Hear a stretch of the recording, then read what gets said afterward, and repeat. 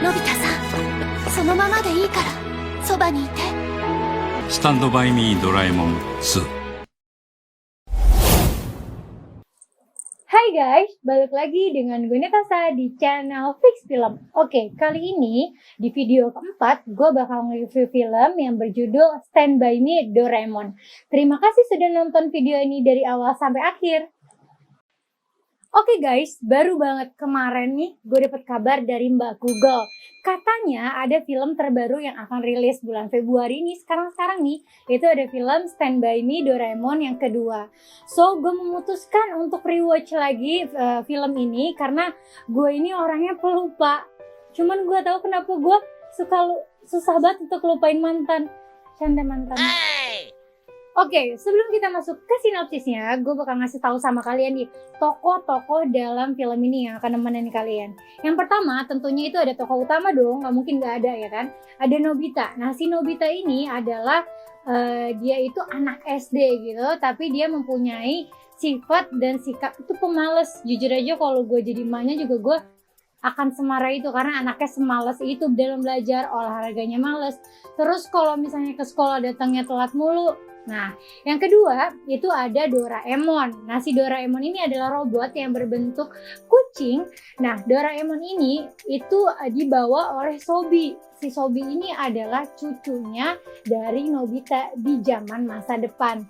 Sejujurnya, gua ini nggak tahu sih awalnya si Doraemon ini datangnya dari mana, siapa yang bawa. Sampai akhirnya di film ini gua tahu bahwa yang bawa Doraemon ini adalah si Sobi. Oke, yang ketiga itu ada Shizuka.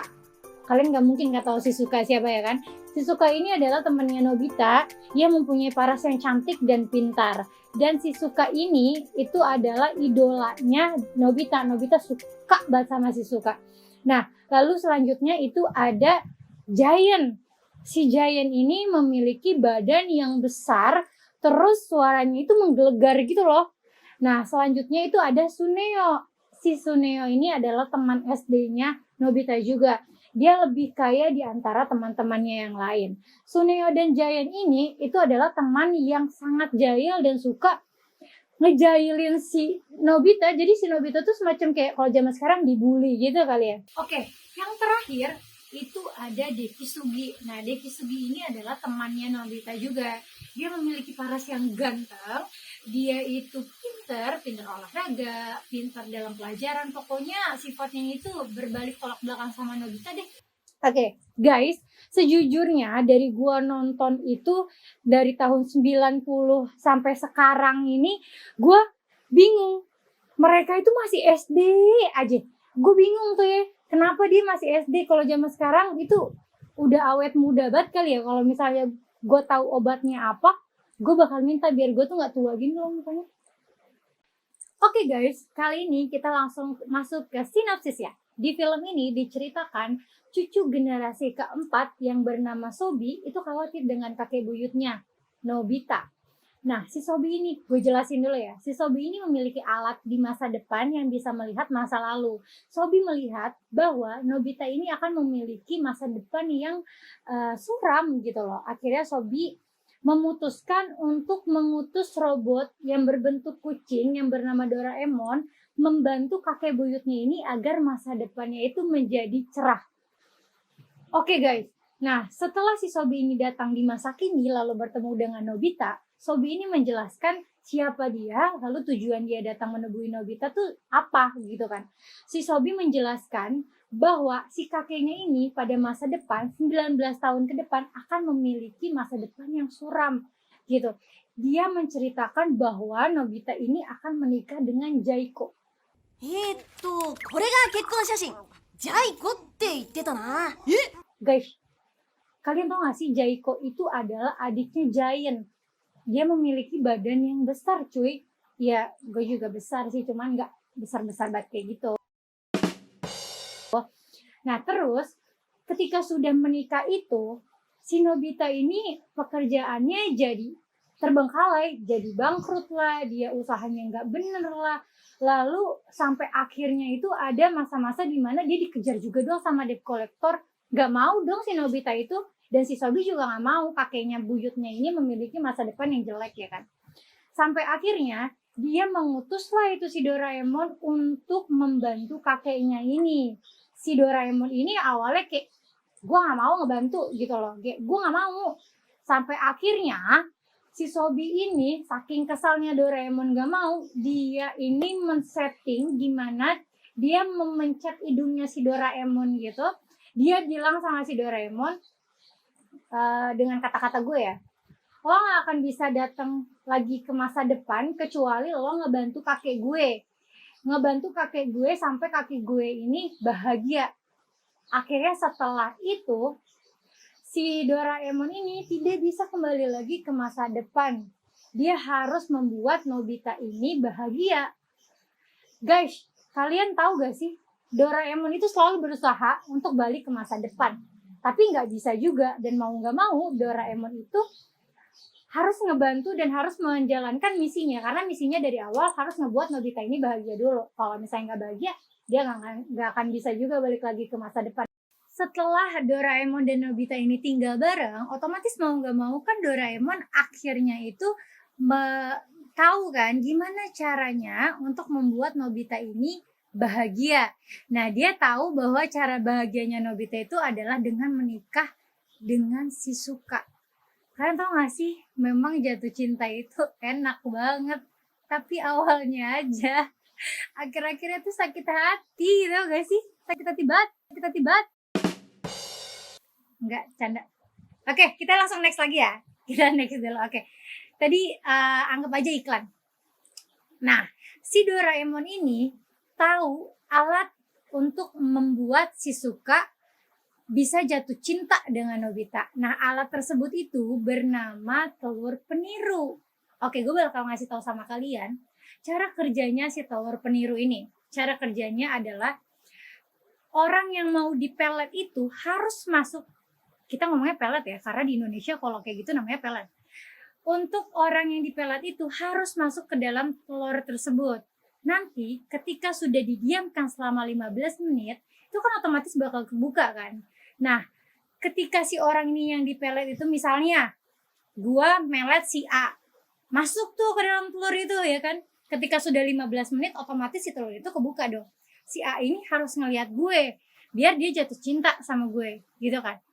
Sampai akhirnya, si Nobita itu berpikir keras gimana caranya si Shizuka ini masuk ke dalam telur tersebut. Akhirnya masuklah tuh si Shizuka ini masuk tuh ke telur tersebut ya kan. Didiemin lah selama 15 menit. Kalian tahu gak sih? Ini lucu banget sih menurut gue. Lucu tapi ya ada kesan-kesan yang romantis juga sih di sini. Akhirnya setelah didiemin 15 menit, gak tahu kenapa ada kejadian di mana Dekisugi ini jatuh ke kamarnya si Nobita. Detik-detik terakhir si telur ini bakal kebuka. Sampai akhirnya yang pertama kali dilihat Shizuka itu Dekisugi dong. Lu bayangin gimana rasanya si Nobita ini gondoknya setengah mampus tuh. Gue udah berusaha tapi orang lain yang dapet gitu kan. Di sini ada kejadian romantis sih menurut gue. Romantis dimana ketika itu telur kebuka, otomatis kan Shizuka kan ngelihat Dekisugi kan. Ini gue contohin ya kan dialognya. Contohnya tuh kayak gini. Aku cinta kamu Dekisugi. Terus Dekisugi jawab, aku juga cinta sama kamu. Tapi aku gak mau kamu cinta karena alat ini. Guys, gak ada yang kayak gitu cowok zaman sekarang, please deh. Oh my god, gak ada. Canda gak ada. Oke, kita next dulu ya. Nah, selanjutnya si Nobita ini otomatis sakit hati dong. Dia kayak hopeless gitu gak sih lo? Kayak, udahlah, emang gue gak bisa kali dapetin Shizuka. Ya udahlah, akhirnya dia memikirkan untuk ngerelain aja tuh si Shizuka ini sama Dekisugi. Akhirnya dia memutuskan untuk meninggalkan Shizuka. Dia akan merelakan dia untuk bahagia dengan orang lain. Guys, you know, merelakan orang yang kita cinta dengan orang lain itu sakit. Sakit banget cuy. Asli, kalau lu suka ya harusnya lu perjuangin.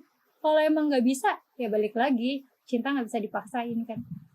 Oke guys, itu ya udah ya, ilangin aja kata-kata gue yang tadi, anggap aja itu iklan. Oke, setelah Nobita ini sakit hati, dia patah hati, lalu Doraemon kan otomatis kasihan dong sama Nobita. Ya, lo tau gak sih rasanya sakit hati itu benar-benar gak mau makan, gak mau ini, gak mau itu, apa-apa ngerasa hambar. Orang yang kita cinta sama orang lain. Oke, udah. Kan gue jadi curhat mulu nih. Oke, akhirnya Doraemon itu ngehibur lah Nobita. Terus dia memotivasi Nobita. Dia bilang kayak gini, Nobita, kalau lo memang mau sama Shizuka, lo harus berusaha dengan cara lo sendiri. Lo harus buktiin kalau lo tuh mampu. Dengan kepintaran lo, dengan wibawa lo, dengan kemampuan yang lo punya. Lo harus tunjukin itu semua. Karena cewek itu gak akan tahu gimana cintanya lo kalau lo gak perjuangin itu semua. Lo cuman diem terus ngeliatin dia, hai guys, kita buat laki-laki nih ya. Sahabat nih gue. Lo cinta, lo suka, tapi lo gak perjuangin, no, udah direbut duluan sama orang lain. Pelajaran aja nih buat kalian. Oke guys, kalau kalian mau tahu nih cerita kelanjutannya apa, lalu juga endingnya kayak gimana di film Stand By Me pertama, kalian harus tonton film ini dari awal sampai akhir. Kenapa? Karena film ini bagus banget. Segitu aja sinopsis yang gue kasih sama kalian. Kalau gue ceritain semua, kalian gak akan nonton film ini, ya kan? Gue udah tahu nih otak-otaknya. Pasti maunya nonton doang, ngeliatin ini video doang kan reviewnya. Kalian harus nonton film ini. So, cukup sekian sinopsisnya, kita langsung masuk ke reviewnya. Oke guys, gue bakal nge-review film ini. Nah, film Doraemon Stand By Me ini rilis pada tahun 2014 dengan durasi 1 jam 34 menit. Film ini, kalian kalau misalnya tahu cuman animasi ditonton sama anak kecil, itu enggak. Film ini cocok banget ditonton sama orang dewasa juga. Gue ini udah umur 21 tahun tapi ngeliat film ini aja suka banget loh. Gue ngasih film ini ratingnya 9. Kenapa? Karena pertama, film ini adalah film di mana Doraemon rilis dengan 3 dimensi. Awal-awalnya kan dari tahun ke tahun itu cuma 2 dimensi. Nah, film ini adalah 3 dimensi. Itu untuk tokoh-tokohnya terlihat seperti nyata banget gitu loh, kayak bener-bener manusia gitu. Nah, jadi ini wajib banget buat kalian tonton. Animasinya sejujurnya gue selalu bilang gue suka banget sama film animasi. Jadi menurut gue ini sekeren itu sih filmnya. Dan di film ini juga banyak banget hal-hal yang membuat gue mengambil hal positifnya. Itu pertama tentang percintaan.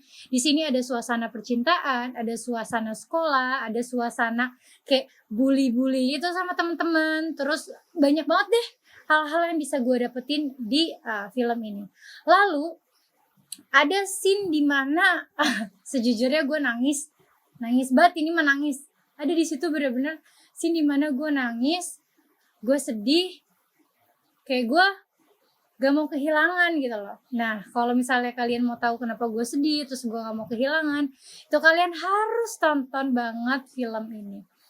Hal positif yang bisa gue dapet, pertama, itu adalah ketika lo ingin mendapatkan seseorang, ingin memiliki seseorang, kalian itu harus berusaha dengan melakukan hal dari diri kalian sendiri.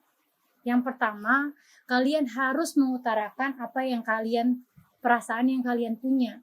Ketika lo suka sama seseorang, tapi seseorang itu nggak tahu, percuma, lo nggak tahu juga itu orang suka sama lo atau enggak.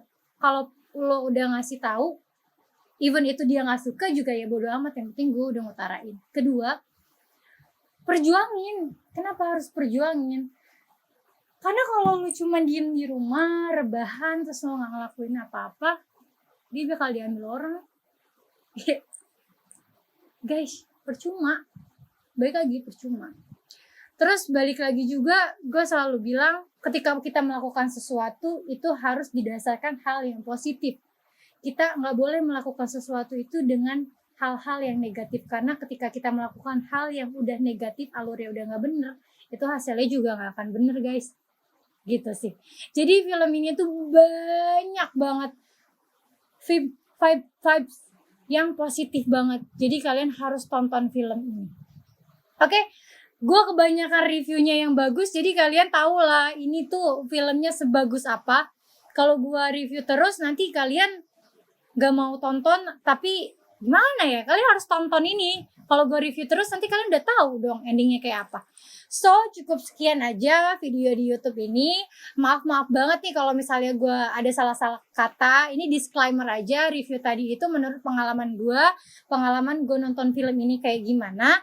Jadi kalau misalnya kalian mau nonton lagi next video YouTube ya, channel kita nanti, review-review nanti, kalian jangan lupa subscribe, jangan lupa like, jangan lupa juga komen. Kalian juga boleh kok komen di bawah, gue harus ke review film apa. Mungkin kalian juga ada rekomendasi film yang lagi bagus-bagus.